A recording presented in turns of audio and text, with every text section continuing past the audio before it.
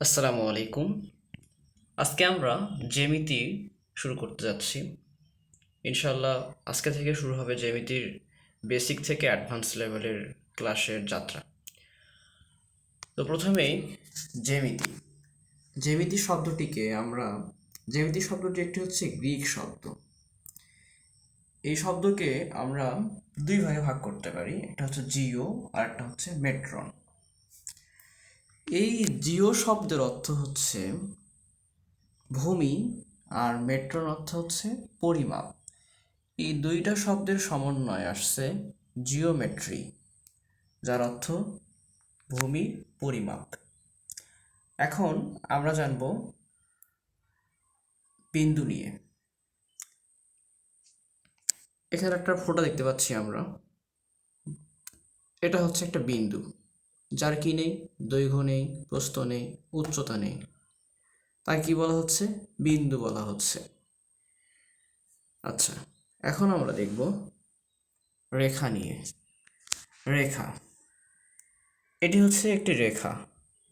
এই রেখা নাম হচ্ছে এবি রেখা।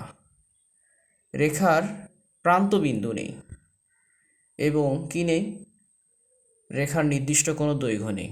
আমি যে রেখাটা আপনাদের সামনে উপস্থাপন করছি, এটা একটা কি রেখা, এটার কোনো নির্দিষ্ট কি রেখা, এটা পরে আসতেছে। এটা একটা সরল রেখা। রেখা বক্ররেখা হতে পারে, সরলরেখা হইতে পারে। রেখার নির্দিষ্ট কোনো দৈর্ঘ্য নেই, রেখার প্রান্তবিন্দু নেই।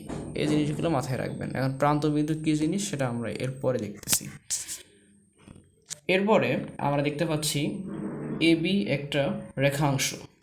অর্থাৎ আমরা যদি বলি যে এবি একটা রেখা, এই রেখাটার আমি একটা অংশ যদি এখানে ধরতে যাই, ধরো সম্পূর্ণ রেখাটা হচ্ছে এবি, তাহলে আমি এই রেখাটার অংশ হয়ে ধরতে পারি এভাবে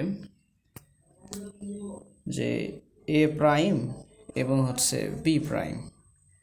এটা হচ্ছে আমরা ধরলাম যে রেখাংশ। রেখাংশটা আসলে কি, রেখাংশটা হচ্ছে যার প্রান্তবিন্দু আছে। এটা একটা এখানে প্রান্তবিন্দু, এখানে একটা হচ্ছে আমাদের প্রান্তবিন্দু। তাহলে এখানে আমরা প্রান্তবিন্দু কয়টা পাচ্ছি, দুইটা পাচ্ছি। তার মানে আমরা বুঝলাম যে রেখাংশের প্রান্তবিন্দু আছে। আরেকটা কি দেখতে পাচ্ছি, এর নির্দিষ্ট দৈর্ঘ্য আছে। একে আমরা 3 সেমি নেব না 4 সেমি নেব বা 5 মিলিমিটার নেব না কতটুকু নেব সেটা আমরা আমি যদি এটা ধরি যে হ্যাঁ এটা হচ্ছে 3 সেন্টিমিটার, এরকম নির্দিষ্ট আমরা মাপে এটা নিতে পারবো। মানে নির্দিষ্ট একটা দৈর্ঘ্য আছে, নির্দিষ্ট দৈর্ঘ্য অনুযায়ী একে নেওয়া হয়ে থাকে। এরপরে আসি রশ্মি নিয়ে। রশ্মির একটি মাত্র প্রান্তবিন্দু আছে, রশ্মির নির্দিষ্ট কোনো দৈর্ঘ্য নেই। আমরা এই পাশে একে যত পারি বাড়াইতে পারি, মানে এর কোনো সীমা নেই যে এতটুকু বাড়ানো যাবে, এমন কোনো সীমা নেই। একে যত ইচ্ছা আমরা বাড়াইতে পারি। তাহলে আমরা বুঝলাম যে রশ্মির নির্দিষ্ট কোনো দৈর্ঘ্য নেই, রশ্মির একটি প্রান্তবিন্দু আছে। আর বুঝতে পারলাম রেখাংশের দুইটি প্রান্তবিন্দু আছে এবং এর নির্দিষ্ট দৈর্ঘ্য আছে। এবং এরপর দেখতে পাইছি রেখার নির্দিষ্ট কোনো দৈর্ঘ্য নেই এবং এর প্রান্তবিন্দু নেই। তাহলে আমরা প্রান্তবিন্দু বিষয়টা ক্লিয়ার হয়েছি।